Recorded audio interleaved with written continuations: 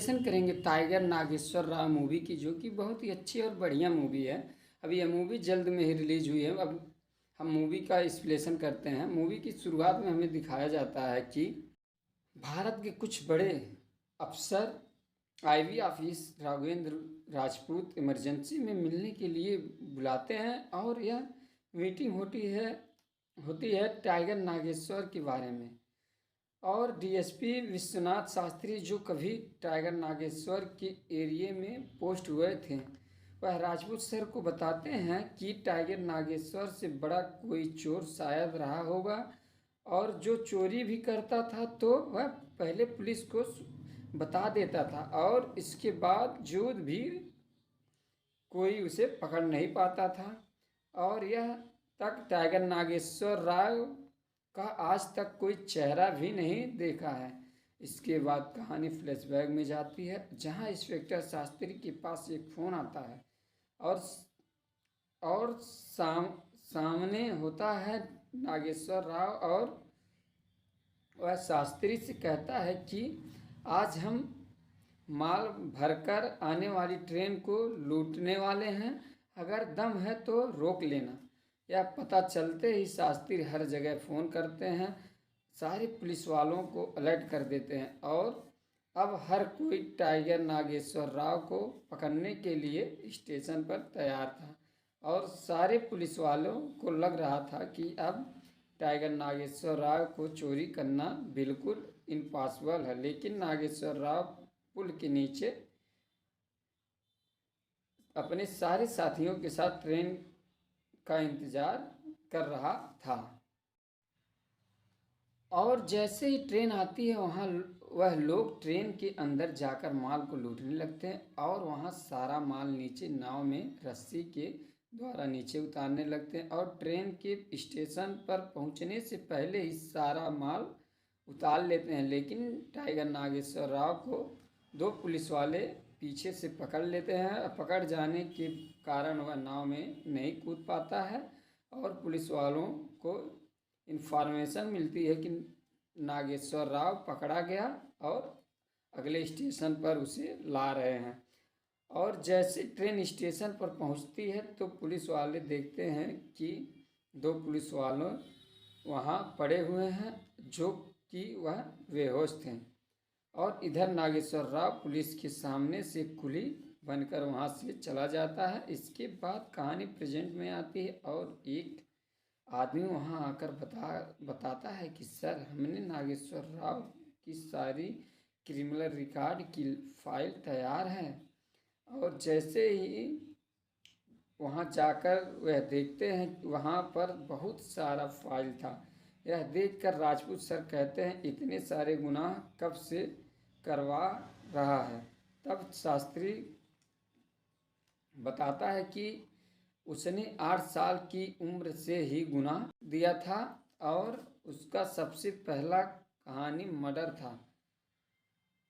तब कहानी पास्ट में जाती है, और हम देखते हैं कि नागेश्वर राव के पिता गांव के जमींदार यलोमांडा से अपने साथियों का काम करने का पैसा मांग रहे थे। यलोमांडा पैसा देने से इनकार कर देता है, और उसके बाद वह हाथ से भगा देता है। और उसके पिता कहते हैं कि हमारे गांव के लोग भूखे मर रहे हैं। और वह सोचता है कुछ तो करना पड़ेगा। रात को नागेश्वर राव के पिता यलमांडा के घर का दीवार तोड़कर चोरी करके बाहर निकलते हैं। वैसे ही यलमांडा के लोग पीछे से उसे पकड़ लेते हैं। पकड़ने के बाद नागेश्वर राव कहता है कि क्यों ना आपका सर काट कर ले जाएं, और आपके पकड़े जाने से हम भी पकड़े जाएंगे। उसके बाद नागेश्वर राव अपने पिता का सर काट देता है और लेकर चला जाता है। और यह कहानी सुनने के बाद राजपूत सर की हालत ख़राब हो जाती है, और वह लोग कहते हैं वह कैसा इंसान है।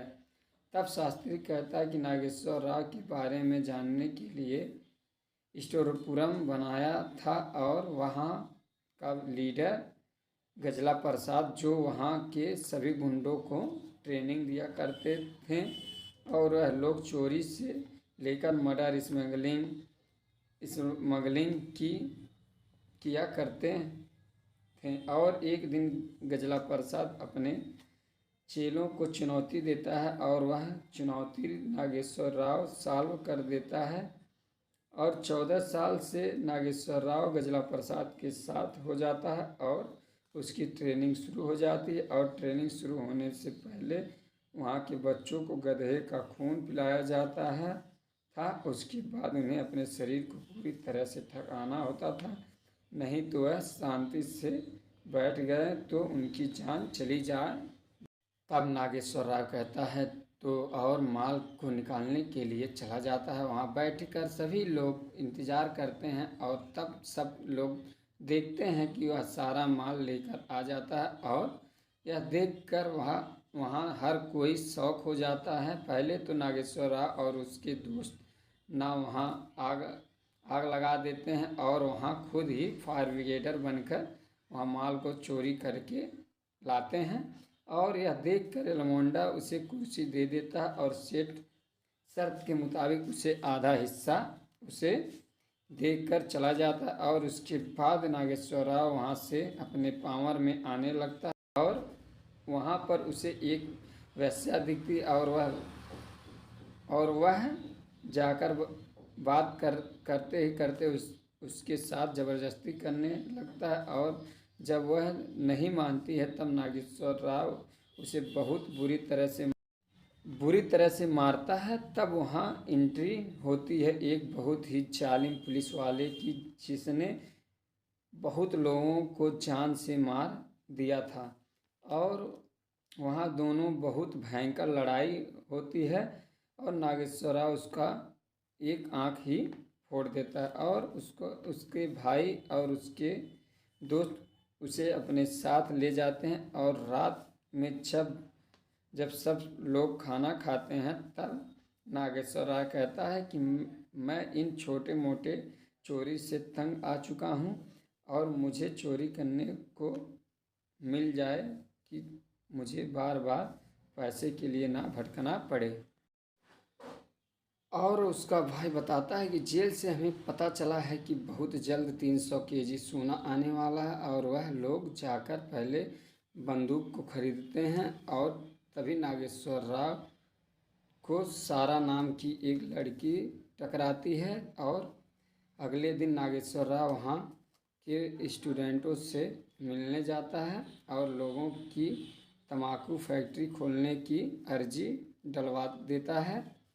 और वह लोग वहाँ फिर से सारा दिखती है और सारा की शादी होने वाली थी और नागेश्वर राव वहाँ जाकर उसके दहेज के पैसे चुरा लेता है और उसकी शादी नहीं होती है। और वहाँ उसे बहुत बता देता है पैसा हमने ही चुराया था और वह पैसे को भी दे देता है और फिर सारा उसे थप्पड़ मार देती है। मैं तो तुम्हारे पैसे से नहीं तुमसे प्यार करता था। और तब सारा वहाँ से चुपचाप चली जाती है। और एक दिन एलोमांडा का भाई सारा के घर आता है और वहाँ अपने उधार दिए हुए पैसे मांगता है। और सारा के पिता कहते हैं कि वह उनके पैसे जल्दी लौटा देंगे और वहाँ काशी सारा को ही अपने साथ ले जाने लगता है। और वहाँ कहता है कि जब पैसे हो जाएंगे तब तुम अपने पास रहेगी। और उसी समय वह नागेश्वर राव वहाँ पहुँच जाता है और वहाँ सीधे काशी पर बंदूक तान देता है। और इसे देखकर काशी वहाँ से चुपचाप वहाँ से चला जाता है और कहता है कि नागेश्वर राव को हम बाद में देख लेंगे। और अब गेम चेंज होता है, सारा को भी नागेश्वर राय से को प्यार हो जाता है और उसके बाद वह उसके पास मिलने आती है और वह कहती है कि मेरा शादी हो रहा है और अगर जो तुम मुझसे शादी नहीं करते हो तो हम अपनी जान दे देंगे। और उसके बाद सारा उसे कहती है कि अब मेरा जल्द ही शादी हो रहा है, आज चलो भाग चलते हैं। तो फिर उसके बाद नागेश्वर कहता है ठीक है, कल तुम स्टेशन पे आना और फिर हम वहाँ से भाग चलेंगे। फिर उसके बाद चोरी करने के बाद नागेश्वर स्टेशन पे आता है। फिर वहाँ पुलिस वाले उसे पकड़ लेते हैं और उसे पकड़ने के बाद उसे जेल भेज देते। फिर ये सारा को जब देखती है पुलिस वालों को पकड़ते वक्त, तो उसके बाद सारा ट्रेन से कटकर अपनी जान दे देती है और उसके बाद उसे नागेश्वर राव को जेल हो जाता है और वह जेल के अंदर रहता है। फिर उसके बाद नागेश्वर राव बहुत कोशिश करता, फिर शास्त्री भी दिखता। फिर उसके बाद जेल में उसे कहा जाता है अब तुम यहीं पे सरोगे और यहीं पे रहोगे। उसके बाद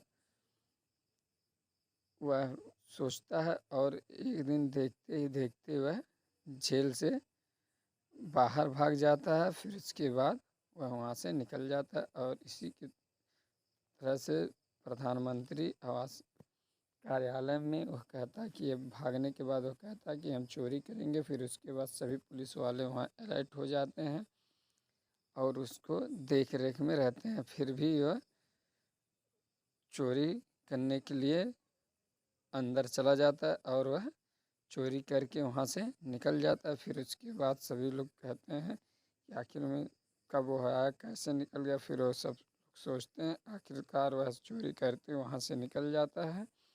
फिर वो उसके अपने गांव जाता है और वहाँ के देखता है कि वह पुलिस वाला सभी को सता रहा है और सभी को बहुत बुरी तरह से मारता। फिर एक बच्चे को उठा के ले जाता है और उससे बोलता है कि हम पढ़ाएंगे लिखाएंगे, और उसे रास्ते में ले जा के बहुत ही मार मारता है। उसके बाद उसे भी मार देगा। फिर नागेश्वर राव को पकड़ने के लिए पुलिस वाले हर जगह पोस्टर लगा देते हैं और उसे मारने के लिए इनाम रख देते हैं। फिर नागेश्वर राव वहाँ से भी भाग जाता है और वह भाग के चला जाता है। इसी अगर जो मेरा वीडियो अच्छा लगे तो हमारे चैनल को लाइक और सब्सक्राइब जरूर करिएगा और वीडियो को